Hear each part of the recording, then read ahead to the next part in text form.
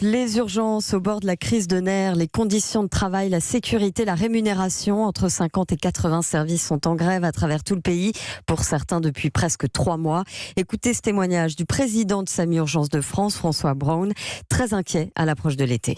Lorsqu'il y a surcharge des services d'urgence, il y a une augmentation de la mortalité, jusqu'à 6% dans un certain nombre d'études, de mortalité supplémentaire, c'est-à-dire de gens qui vont mourir en plus des gens qui devaient mourir. On meurt quand on a une personne âgée qui est restée des heures sur un brancard, qui va faire des complications. On sait déjà qu'il va y avoir des fermetures de services de médecine dans les hôpitaux. C'est simplement pour donner des vacances. Il va y avoir des départs en vacances de nos collègues généralistes qui, comme tous les ans, ne vont pas être coordonnés. Ils vont partir tous en même temps et les gens, dans le pire des cas, vont attendre chez eux et vont s'aggraver. Et sinon, vont dire on va aller aux urgences et ça va augmenter la saturation. On ne pourra pas passer l'été de façon correcte. Ça veut dire qu'il va y avoir des morts dans les services. Ils ne meurent pas aux urgences, ils meurent pendant l'hospitalisation par le simple fait d'être restés longtemps aux urgences. François Braun au micro Europe 1 de Mélanie Gomez. Une manifestation est prévue à Paris cet après-midi, départ de la gare Montparnasse à 13h.